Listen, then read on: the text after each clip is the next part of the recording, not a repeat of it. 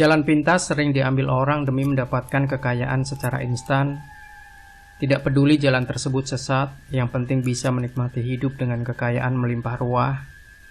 Pesugihan menjadi salah satu pilihan untuk merengkuh kenikmatan duniawi yang sesungguhnya hanya sesaat.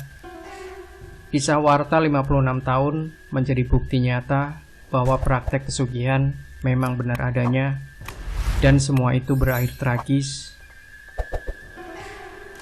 Kehidupan yang pas-pasan membuat Warta dikucilkan lingkungannya. Tetangga kiri kanan seolah mencibir keadaan ekonomi pria tersebut yang benar-benar jauh dari standar minimal. Aku benar-benar orang yang sangat terhinakan di kampung ini, gumam Warta suatu ketika. Ia merasa tidak genah lagi perjalanan hidupnya dari hari ke hari dikungkung kemiskinan. Ia sudah tidak tahu lagi cara apa yang harus ditempuh untuk mengubah nasibnya menjadi lebih baik. Warta merasa sudah tidak punya muka untuk sekadar bertemu dengan tetangga. Keluhan batin laki-laki yang kesehariannya bekerja serabutan itu agaknya dialami pula oleh sang istri.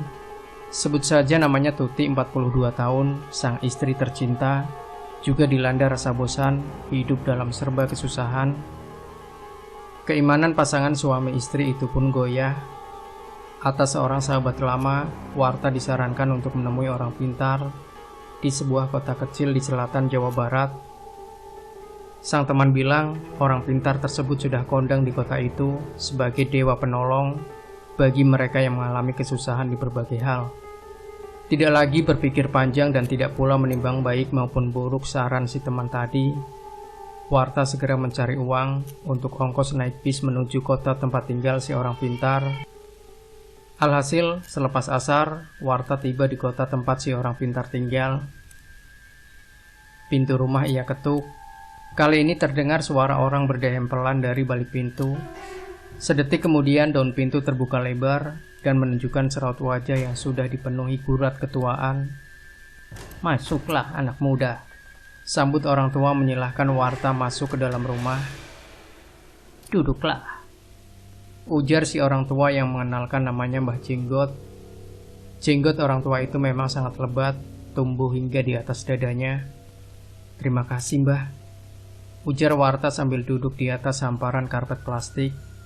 Tepat di depan laki-laki itu terpasang sebuah meja kerja lengkap dengan segala aksesoris yang lazim dipakai oleh penganut perdukunan. Sebuah kaleng bekas biskuit berisi pasir dijadikan si penghuni rumah sebagai tempat menyimpan lidi dupa. "Maneh sedang kesusahan ya? Datang kemari untuk minta tolong pada Mbah kan?" kata Mbah Jenggot sambil menatap dalam-dalam tamu yang duduk di depannya. "Benar, Mbah. Aku sedang dirundung kesusahan," ujar Warta bermaksud menceritakan tujuannya datang ke rumah Mbah Jenggot. Ya, Mbah tahu itu. Anak buah Mbah sudah bilang bahwa Maneh akan datang ke sini untuk minta tolong," potong Mbah Jenggot, semakin membuat Warta takjub. Tidak jelas apa yang dilakukan oleh Mbah Jenggot terhadap tamunya itu, namun yang jelas adalah saat itu juga Warta tidak diperkenankan pulang oleh Mbah Jenggot, karena malam itu juga dipandang sebagai saat yang paling tepat buat Warta melakukan suatu ritual. "Malam ini kamu tidur di kamar tengah sana. Tetapi jangan kaget bila sesuatu akan terjadi menjelang tengah malam nanti. Kalau kamu sampai lari ketakutan, maka semua yang kamu inginkan akan buyar," ujar Mbah Jenggot sebelum mengantarkan tamunya menuju kamar. Warta tidak sempat melihat jam berapa ketika dirinya mulai rebahan di atas balai-balai di dalam kamar. Redupnya lampu templok membuat matanya tidak bisa melihat jelas jarum jam yang tergantung di dinding rumah Mbah Jenggot. Di luar sana terdengar kelepak kelelawar mencari mangsa. Suara burung hantu terdengar di atas pohon dekat jendela kamar tempat tidur Warta. Suasana seperti itu jelas membuat mata Warta sulit diajak tidur. Bahkan laki-laki itu sekarang dilanda rasa gelisah yang sangat. Lebih-lebih ketika sekonyong-konyong dari sela-sela jendela kamar tertiup angin dingin, membuat rasa gelisahnya berubah jadi rasa takut yang bukan kepalang. Wush! Segumpal asap muncul dari salah satu sudut kamar. Demi melihat fenomena yang tidak lazim itu, bulu kuduk Warta semakin berdiri. Gumpalan asap membumbung ke sana-sini, kamar pun nyaris tertutup asap putih. Lalu sekonyong-konyong gumpalan asap berubah beku laksana salju, sebelum akhirnya mewujud menjadi seekor ulat bulu. Ukuran tubuh ulat bulu tersebut benar-benar tidak lazim. Mula-mula berukuran normal, namun lambat laun berubah jadi sebesar anak kambing dan terus membengkak hingga sebesar gulungan kasur. Bulu-bulu kasar menutup hampir sekujur tubuh ulat bulu. Melihat fenomena yang tidak wajar mencekam seperti itu, kini Warta tidak lagi punya keinginan untuk melarikan diri dari dalam kamar, karena rasa takut yang sangat telah membuat tubuh laki-laki itu berubah jadi kaku. Semua sendi di tubuhnya serasa sulit untuk digerakkan. Tubuhnya seperti merekat kuat di atas balai-balai. Sang ulat bulu pun merayap perlahan menghampiri Warta yang menggulung diri di atas balai-balai. Lalu serta-merta kaki-kaki ulat bulu itu mencengkeram dan menindih tubuh Warta yang nyaris mati karena ketakutan. Akhirnya Warta pun cuma bisa pasrah. Ia mengira saat itulah dirinya akan dicabut nyawa oleh ulat bulu berukuran raksasa. Entah berapa lama si ulat bulu tidak lazim itu bertengger di atas tubuh Warta. Lendir berbau wangur dari tubuh ulat bulu tercium menyengat di hidung laki-laki itu. Ia pun kini dalam keadaan setengah semaput alias hampir tidak sadarkan diri karena ketakutan. Namun lambat laun, Warta merasakan ada perubahan yang tidak masuk akal pada ulat bulu. Tubuh ulat bulu yang semula meraksasa, secara perlahan-lahan menyusut kecil. Bulu-bulu kasar di tubuhnya satu persatu hilang entah kemana. Dan sebagai gantinya adalah bulu-bulu lembut laksana bulu kelinci Australia. Bahkan perubahan ulat bulu bukan hanya sampai di situ.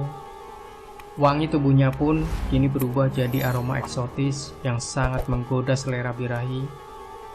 Lebih dari itu, dari mulut si ulat bulu, kini terdengar dengusan pelan yang terdengar di telinga Warta sangat menantang kelaki-lakiannya. Warta mencoba memberanikan diri dengan membuka kelopak matanya.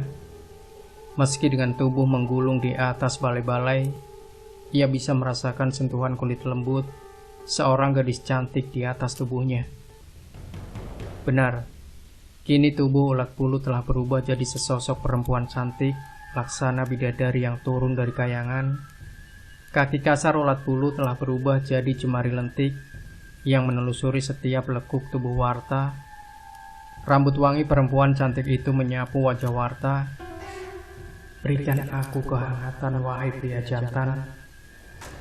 Begitu desah si perempuan cantik yang kini memeluk erat tubuh Warta. Entah berapa lama keduanya bergumul dalam pertempuran luar biasa, namun sesungguhnya tidak lazim itu. Dan ketika sang perempuan cantik telah mencapai titik klimaks, Warta merasakan ada sesuatu yang keluar dari bagian bawah perut perempuan yang digumulinya itu. Dari bagian tubuh perempuan itu ternyata keluar buliran-buliran bulat sebesar biji kelereng.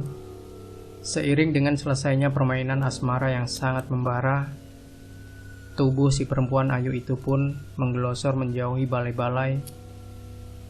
Tubuh cantik semampai itu pun pergi ke sudut kamar untuk kemudian secara perlahan berubah kembali menjadi gumpalan asap putih. Sebelum asap itu benar-benar hilang dari redupnya cahaya lampu templok, Warta sempat melihat bagian tubuh si perempuan kembali ke wujud semula. Ya, perempuan itu menghilang dalam bentuk aslinya sebagai ulat bulu. Cerita pun terus bergulir. Ritual nyeleneh yang dilakukan Warta di rumah Mbak Jenggot secara perlahan namun pasti telah mengubah kehidupan laki-laki itu. Ia bersama sang istri untuk beberapa lama hijrah keluar kampung guna menghindari kecurigaan para tetangga. Rumah mereka yang nyaris ambruk sengaja mereka tinggalkan begitu saja. Sandiwara pun semakin dilengkapi oleh kedua pasangan suami istri itu dengan mengunjungi rumah ketua RT setempat. Untuk beberapa lama, kami terpaksa harus meninggalkan kampung ini, Pak RT. Kebetulan di luar Jawa, ada kerabat jauh yang minta kami bekerja di perusahaan miliknya. Kata Warta berpamitan kepada tetua kampung. Ia bersandiwara seolah-olah benar hendak pergi ke luar Jawa untuk bekerja. Syukurlah bila demikian adanya, Pak Warta. Saya ikut senang mendengar kalian berdua sudah punya pekerjaan yang pasti, sahut ketua RT sambil wanti-wanti berpesan agar Warta tetap menjalin komunikasi. Terima kasih Pak RT, doakan saja kami agar bisa sukses di perantauan nanti, kata Warta dengan penuh takzim. Warta sesungguhnya tidak perlu lagi harus bekerja keras mencari nafkah. Ia tidak perlu lagi bekerja serabutan hanya untuk mendapatkan uang beberapa ribu rupiah. Yang ia kerjakan sekarang cukup hanya menyediakan sebuah kamar kosong, sejumlah umbu rampe, dan sebatang lilin warna merah yang biasa digunakan dalam ritual peribadatan agama tertentu. Tidak perlu harus ada mantra-mantra yang harus ia baca. Waktu terus bergulir, hari berganti minggu, minggu berganti bulan. Hampir genap setahun, Warta telah mengubah rumah kumuhnya menjadi sebuah rumah mewah. Perabot mahal melengkapi rumah Warta sekarang. Kepada tetangga yang dulu mencibir dirinya, ia mengaku kini bekerja di sebuah proyek swasta dengan penghasilan yang lebih dari lumayan. Bahkan bukan hanya itu. Warta juga mengaku dipercaya oleh kerabatnya untuk mengelola sebuah badan usaha yang bergerak di bidang properti dan infrastruktur. Hebatnya lagi, dengan kekayaan harta yang berlimpah, Warta maupun istrinya jadi gemar berderma. Namun demikian, para tetangga melihat ada perubahan drastis pada diri Warta. Mereka melihat meski sekarang kehidupan Warta telah jauh berbeda dibanding dulu, namun laki-laki tersebut kini berubah perangai jadi seperti pemurung. Warta yang dulu selalu ceria, kini jadi lebih banyak diam. Bobot tubuhnya pun merosot drastis, hingga membuat Warta kurus dan pucat. Tuti istrinya pun sekarang jarang keluar rumah. Ia lebih banyak mengurung diri di dalam rumah daripada bertandang ke rumah tetangga, seperti yang dulu dilakukannya. Memang Warta sempat mendengar kasakusuk tetangga melihat perubahan fisik yang dialaminya. Ia juga mendengar gunjingan mereka soal pesugihan yang dilakukannya. Suamiku bukannya sombong, tenaga dan pikiran harus tercurah kepada semua pekerjaan di kantor, makanya suami aku jadi langsing. Fisik Warta pun kian ambruk, hingga pada suatu ketika ia memanggil istrinya. Aku sudah tidak sanggup lagi melakukan semua ini, ujar Warta seraya mengeluhkan beberapa sendi tubuhnya yang serasa lepas. Kita pergi berobat saja ke dokter ya Pak, supaya sakit Bapak bisa sembuh seperti sedia kala, sahut sang istri seperti menyimpan kekhawatiran suaminya akan berhenti melakukan ritual pada malam-malam tertentu. Dokter tidak mungkin bisa menyembuhkan penyakitku ini. Satu-satunya orang yang bisa menyembuhkan hanya Mbah Jenggot. Tapi itu tidak mungkin aku lakukan karena beliau sekarang sudah tiada, kata Warta seraya berpikir mencari jalan untuk lolos dari jeratan perempuan siluman putri ulat bulu. Alhasil, ide pun terlintas di benak Warta, yakni kamar tempat ritual ia bongkar sedemikian rupa jadi acak-acakan. Di sana tidak lagi dipasang wewangian parfum jenis tertentu yang disukai oleh kekasih gaibnya. Kasur dan tempat tidur pun digantinya dengan ranjang kayu yang sudah usang.